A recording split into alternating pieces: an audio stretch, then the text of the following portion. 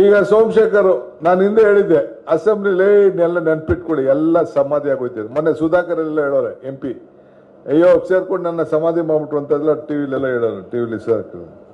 ಈಗ ಸೋಮಶೇಖರ್ ಏನಾಯ್ತು, ಹೆಬ್ಬಾರ್ ಏನಾಯ್ತು, ಯೋಗೇಶ್ ನನ್ನ ಮೇಲೆ ಬೀಸಿ ಏನಾಯ್ತು, ಯೋಗೇಶ್ ಕತೆ ಬಂದು ಕಾಂಗ್ರೆಸ್ ಇಂದಾನೆ ನಿಂತ್ಕೊಂಡು, ಈ ಕಾಂಗ್ರೆಸ್ ಗತಿ, ಕಾಂಗ್ರೆಸ್ ಇಂದಾನೆ ಮೊದಲು ಇದ್ದಿತ್ತು. ಹಂಗೆ ಈಗ KR ಪೇಟೆ ಏನಾಯ್ತು, MTB ನಾಗರಾಜು ಏನಾದ, BC ಪಾಟೀಲ್ ಏನದ, ರಾಯಚೂರು ಮಸ್ಕಿ ಏನಾಯ್ತು, ನಾರಾಯಣಗೌಡ ದಡದಿಂದ ಹೋದ ಅವನು, ದಡದಿಂದ ಅದು ಬಿಡಿ. ಇವನ್ನ ನಮ್ಮ ಶ್ರೀಮಂತ್ ಪಾಟೀಲ್ ಅಂತ ಇತ್ತು ಬೆಳಗಾಮಲ್ಲಿ, ಇನ್ನೊಬ್ಬ ನಮ್ಮ ಸೌದಿ ಮೇಲೆ ನಿಂತವನು ಒಬ್ಬ ಇದ್ದ,